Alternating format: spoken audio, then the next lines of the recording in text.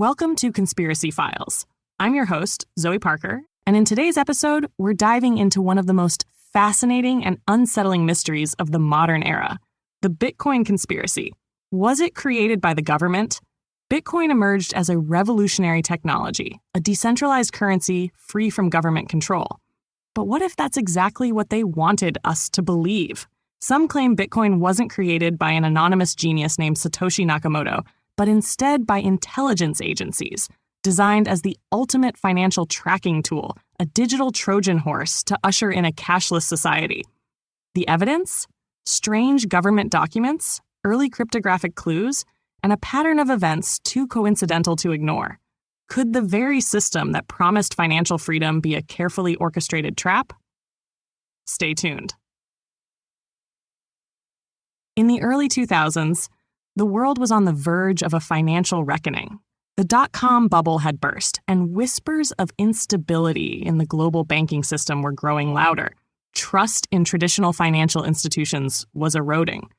Governments bailed out massive corporations, while everyday people lost their homes, their savings, and their faith in the system.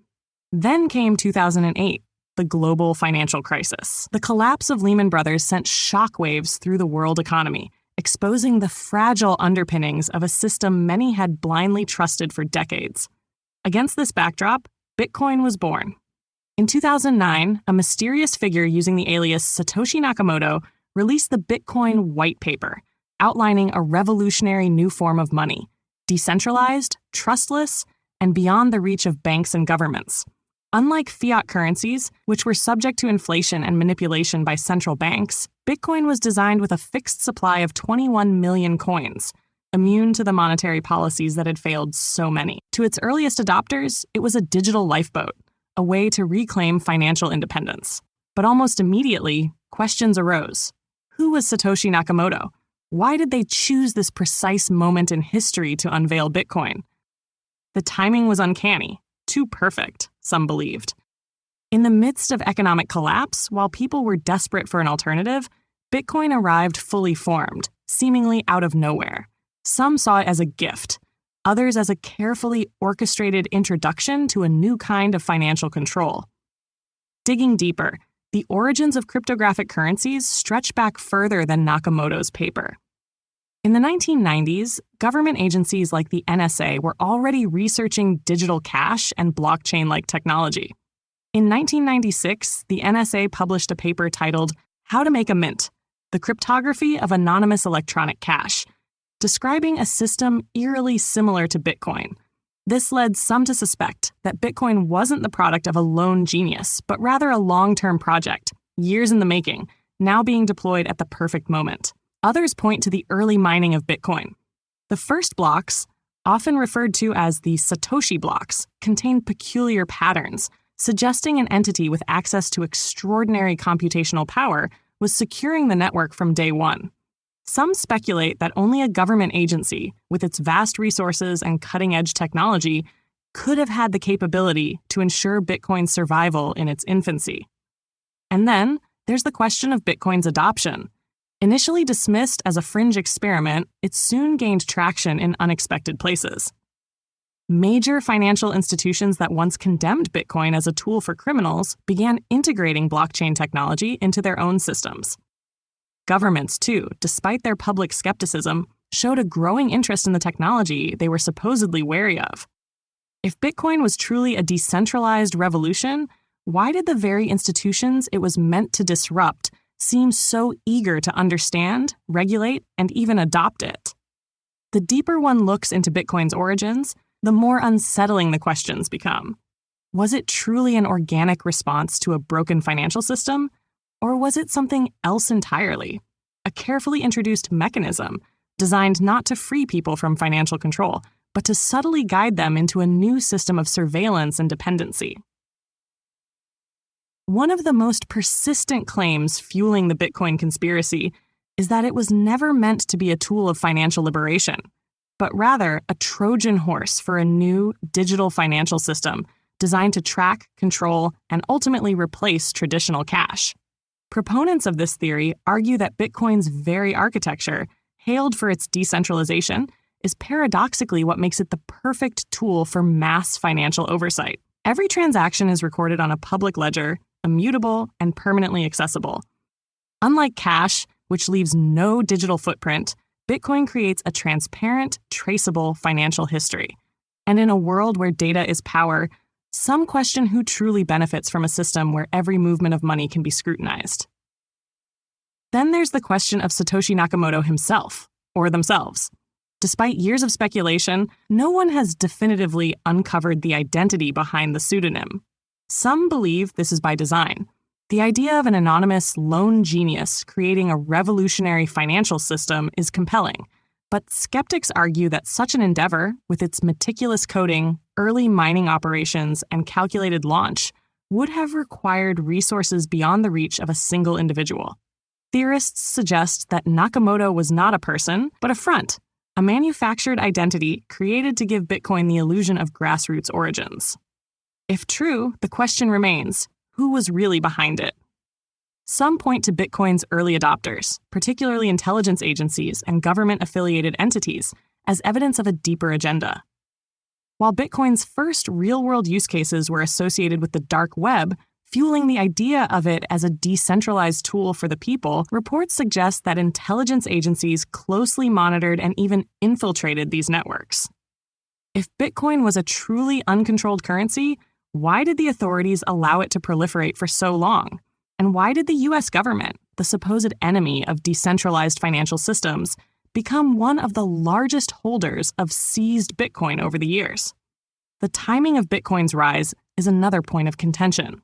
Its creation aligned almost too perfectly with the growing push for a cashless society. Governments worldwide have been advocating for digital payment systems, citing convenience and crime prevention. But skeptics argue that eliminating physical cash is not just about modernization. It's about control. A world where every financial transaction is digital is a world where money can be frozen, traced, or even restricted based on compliance. Some claim that Bitcoin was introduced as the first step toward this reality, conditioning the public to accept digital currencies before the eventual rollout of government-controlled central bank digital currencies, or CBDCs. And yet, Bitcoin's defenders argue that if it were truly a government-controlled experiment, it would not be so volatile, so unpredictable, so resistant to regulation. They see its resilience in the face of government crackdowns as proof of its independence. But others counter that unpredictability is exactly what makes it useful, a system of financial experimentation where behaviors, adoption trends, and regulatory challenges can be studied in real time before a more controlled version is introduced. Bitcoin was presented as a financial revolution. But was it a revolution of the people, or a carefully orchestrated shift towards something much bigger? The deeper one looks into Bitcoin, the more unsettling the gaps in its story become. Satoshi Nakamoto, the enigmatic creator, disappeared in 2011, leaving behind a technology that would change the financial world forever. But despite the tireless efforts of researchers, cryptographers, and journalists, his, or their, identity remains an unbreakable mystery. If Nakamoto was truly an independent developer, why has no conclusive trace of him surfaced? Why did he vanish so completely, never attempting to claim credit for what would become a trillion-dollar revolution? Then there's the question of Nakamoto's Bitcoin fortune. Estimates suggest he mined over 1 million Bitcoins in the early days, a hoard that would now be worth tens of billions of dollars. And yet, those coins have never moved. Not a single transaction has been made from the addresses linked to Nakamoto's early mining activity. Some believe this silence is proof of Nakamoto's death or disappearance. Others suggest a different explanation, that these coins were never meant to be used. If Bitcoin were a state-backed experiment, the stash could function as an economic lever, a hidden reserve capable of influencing the market at just the right moment. Strange patterns also emerge in Bitcoin's code.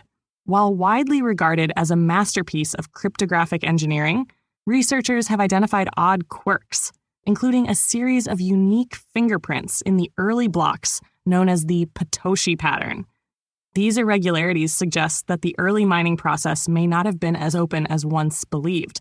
Some speculate that an entity with access to immense computational power, far beyond what was commercially available in 2009, was securing the network from behind the scenes. If so, who had the ability to do this? Beyond the code, there's the issue of Bitcoin's regulatory path. Governments worldwide initially dismissed it as a fringe technology, something used only by hackers and black market dealers. But as it grew, their response shifted. Instead of outright banning Bitcoin, many nations took a more strategic approach, allowing its growth while implementing slow, deliberate regulation. Some theorists argue that this wasn't accidental. If Bitcoin were a genuine threat to financial systems, wouldn't world powers have moved to eradicate it early on? Instead, they seem to study it, allowing it to thrive just enough to gather data, observe adoption trends, and understand the psychology of digital currency users. And then there's the case of the NSA.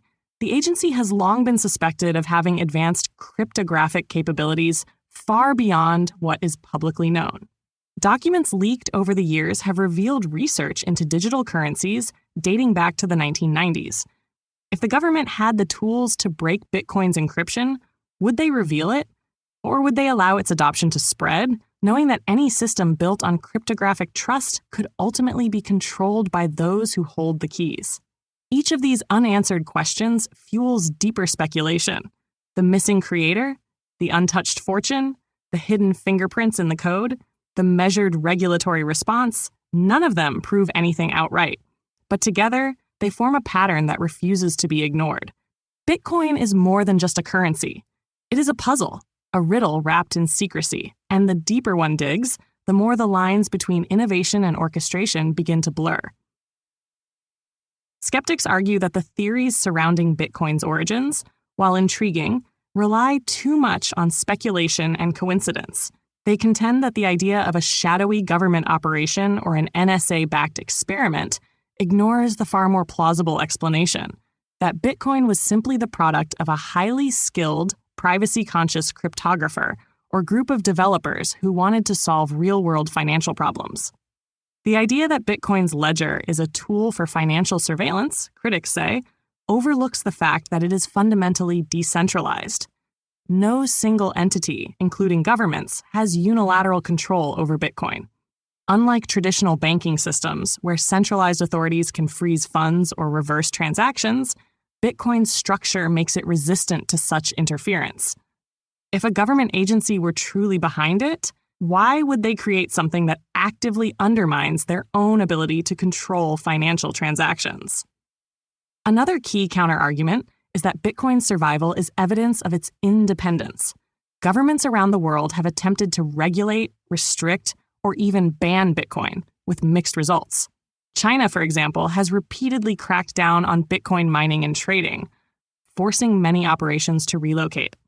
If Bitcoin were a controlled experiment, why would global powers struggle so much to contain it?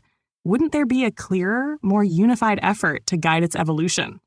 Instead, Bitcoin remains unpredictable, volatile, and difficult for regulators to fully grasp. Hardly the characteristics of a carefully controlled financial tool. The claims surrounding Satoshi Nakamoto's fortune also face scrutiny. While it's true that the early mined Bitcoins remain untouched, some believe this is not evidence of a hidden government stash, but rather of Nakamoto's principles. Many in the cryptographic community speculate that Nakamoto intentionally removed himself from Bitcoin's development to prevent any single figure from wielding influence over the network. If Nakamoto were truly a government operative, why wouldn't the Bitcoins have been quietly moved, laundered, or otherwise leveraged in some way? Leaving them untouched does not seem like the behavior of an entity seeking control. There's also the argument that Bitcoin's technology, while advanced, was not beyond the capabilities of independent developers at the time. Skeptics point out that Bitcoin was built on existing cryptographic research, and that decentralized digital currencies had been theorized for years before its launch. While government agencies like the NSA had indeed studied digital cash systems, there is no clear evidence that Bitcoin itself was a direct product of their work. The more likely scenario, some argue, is that Nakamoto was simply someone well-versed in this research who took the next logical step. Some critics suggest that the conspiracies surrounding Bitcoin's origins stem from a natural human tendency to distrust new and disruptive technologies. Throughout history, innovations that challenge existing power structures, whether printing presses, encryption, or the internet itself, have been met with suspicion.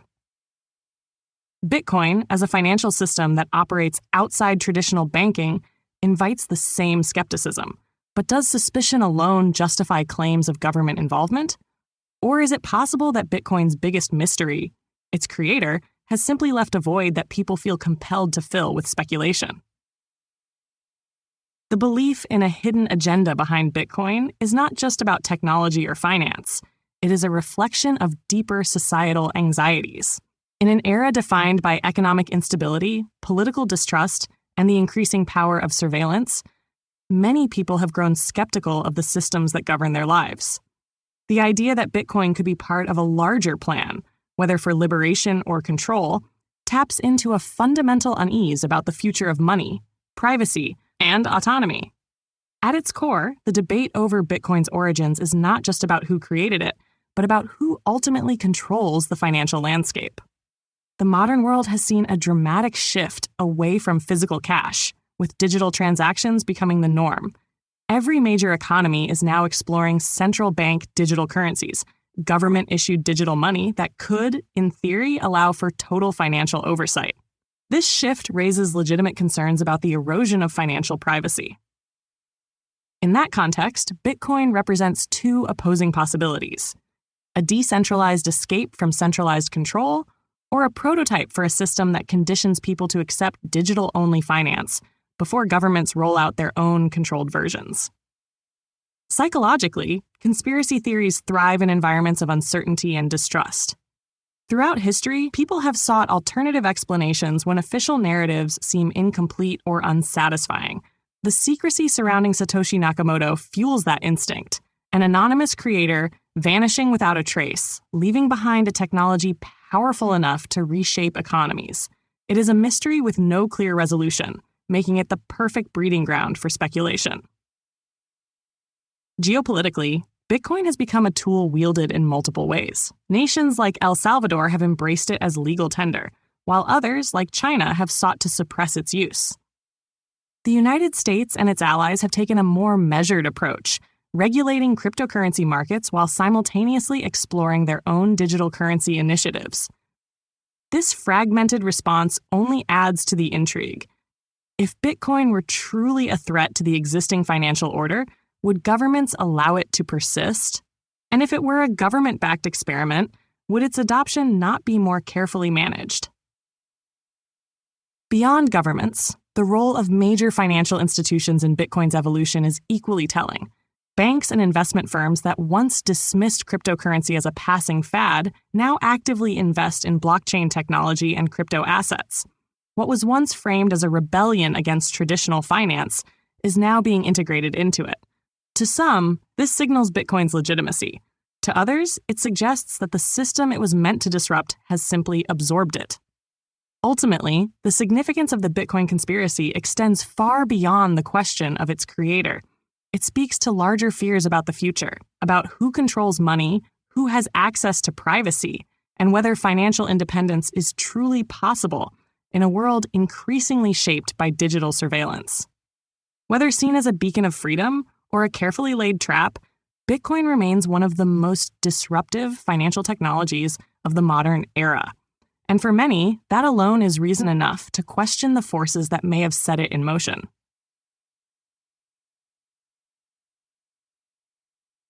The most extreme theories surrounding Bitcoin's origins venture far beyond government experiments and financial surveillance.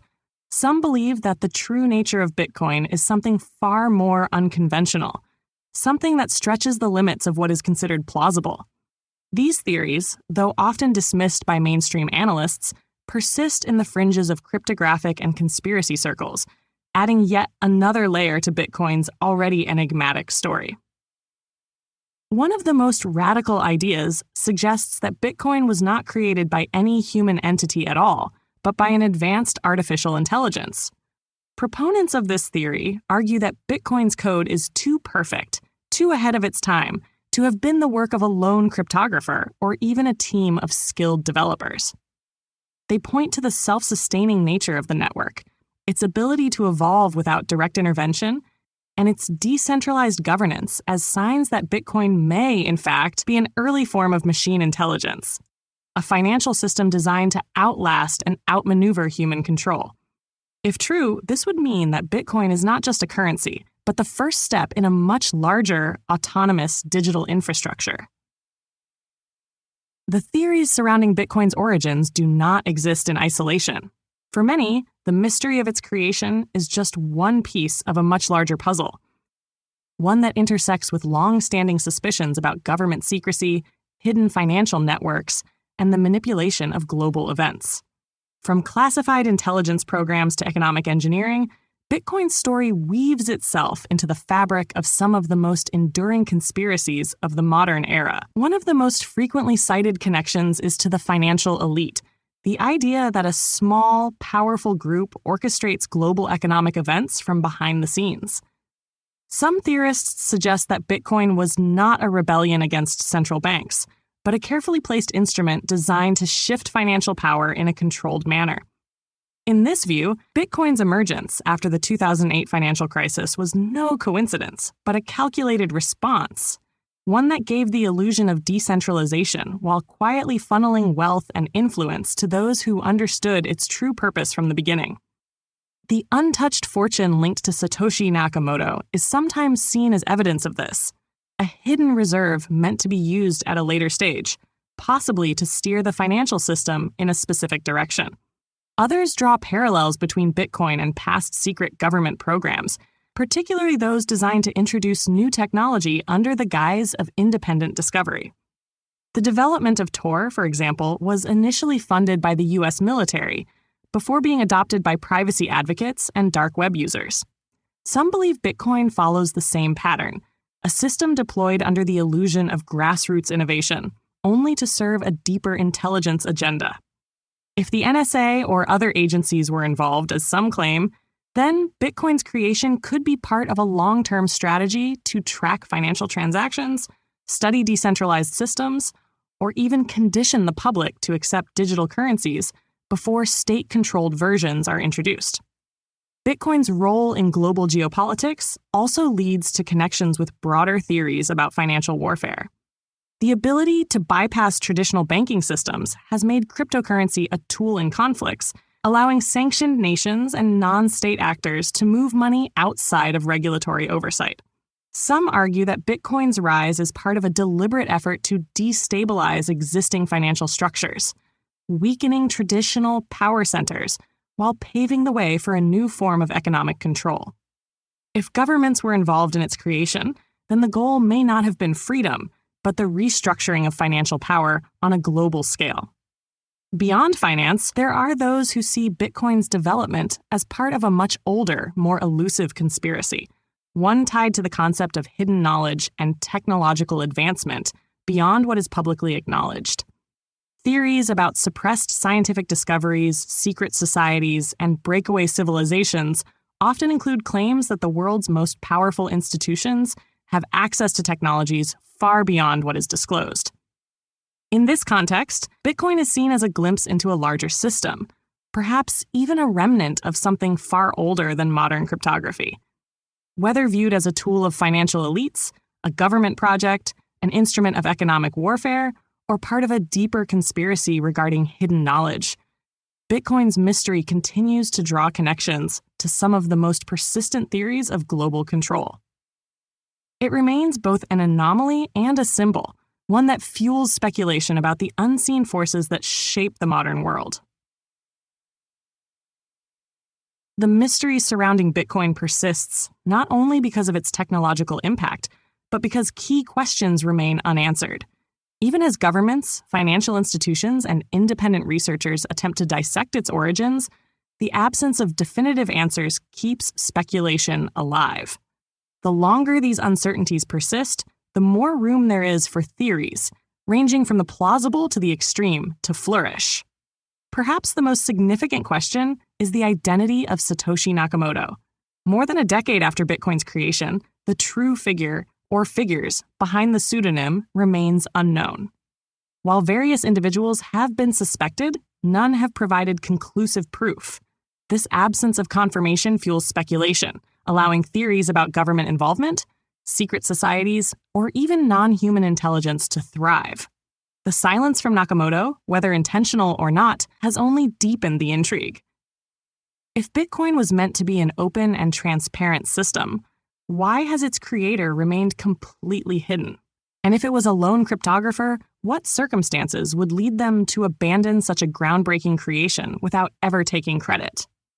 The untouched fortune linked to Nakamoto raises even more questions.